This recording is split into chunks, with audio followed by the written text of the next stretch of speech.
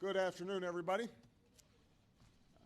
Yesterday, before votes were tallied, I shot a video that some of you may have seen in which I said to the American people, regardless of which side you were on in the election, regardless of whether your candidate won or lost, the sun would come up in the morning.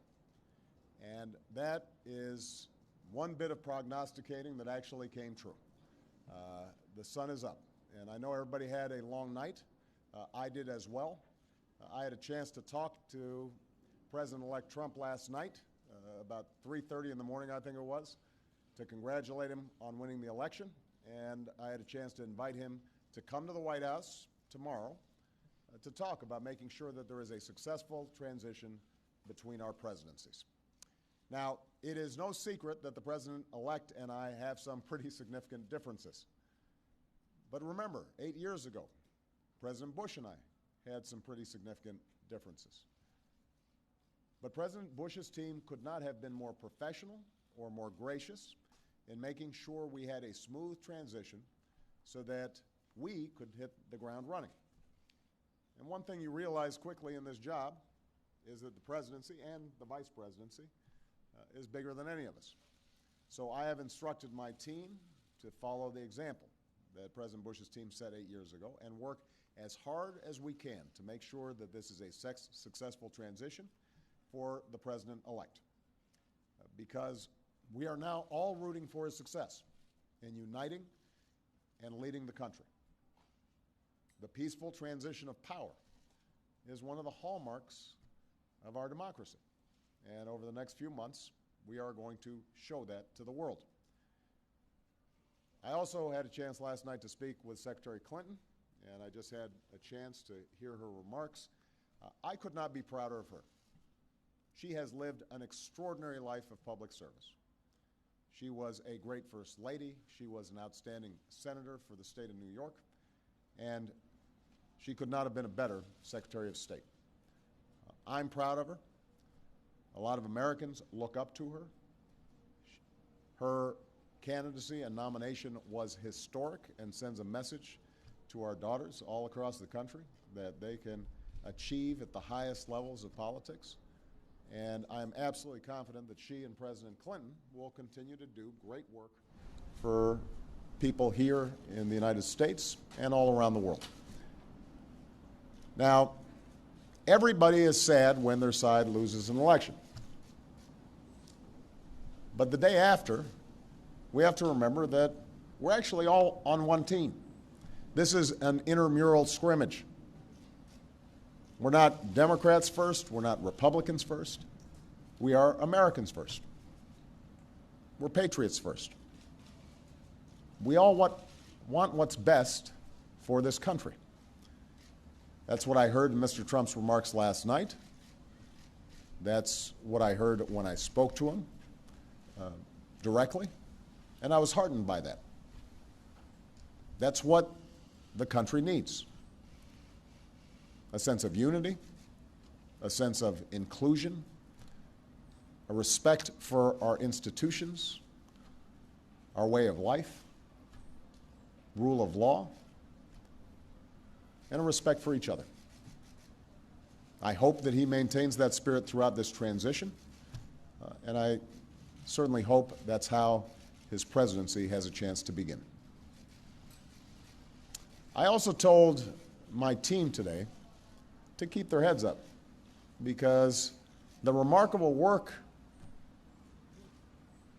that they have done day in, day out, often without a lot of fanfare, often with a lot of attention, work in agencies, work in obscure areas of policy that make government run better and make it more responsive and make it more efficient and make it more service-friendly so that it's actually helping more people. That remarkable work has left the next president with a stronger, better country than the one that existed 8 years ago.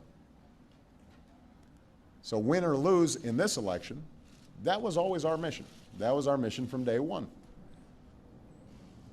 And everyone on my team should be extraordinarily proud of everything that they have done.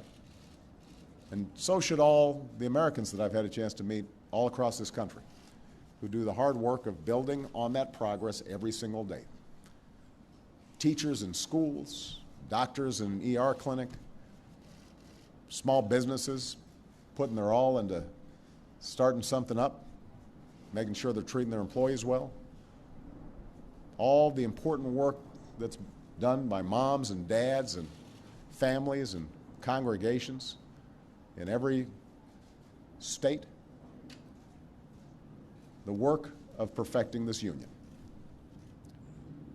So this was a long and hard-fought campaign. A lot of our fellow Americans are exultant today. A lot of Americans are less so. But that's the nature of campaigns. That's the nature of democracy. It is hard and sometimes contentious and noisy. It's not always inspiring. But to the young people who got into politics for the first time and may be disappointed by the results, I just want you to know you have to stay encouraged. Don't get cynical. Don't ever think you can't make a difference. As Secretary Clinton said this morning, fighting for what is right is worth it. Sometimes you lose an argument. Sometimes you lose an election. You know, the path that this country has taken has never been a straight line. We zig and zag, and sometimes we move in ways that some people think is forward and others think is moving back. And that's okay. I've lost elections before. Joe hasn't, but, you know. So I've been sort of sharing. Remember, you beat me badly. That's the way politics works sometimes. We try really hard to persuade people that we're right. And then people vote. And then if we lose, we learn from our mistakes, we do some reflection, we lick our wounds, we brush ourselves off, we get back in the arena. We go at it.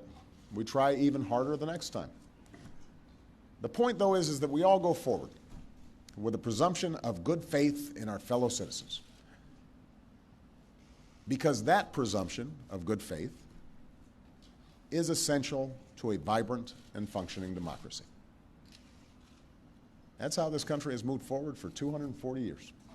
That's how we've pushed boundaries and promoted freedom around the world.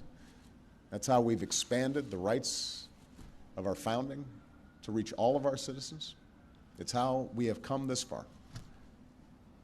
And that's why I'm confident that this incredible journey that we're on as Americans will go on. And I'm looking forward to doing everything that I can to make sure that the next president is successful in that. I've said before, I think of this job as being a relay runner. You take the baton, you run your best race, and hopefully by the time you hand it off, you're a little further ahead. You've made a little progress. And I can say that we've done that, and I want to make sure that handoff is well executed because ultimately we're all on the same team. All right? Thank you very much, everybody.